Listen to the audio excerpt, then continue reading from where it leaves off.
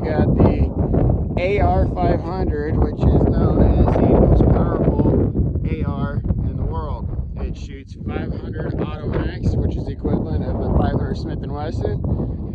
And his first time shooting this thing, and we got the WTF silencer suppressor on the end of it there, followed by a watermelon. Now, unfortunately, this red dot is not sighted in, so we'll just see how it goes and compensate from there.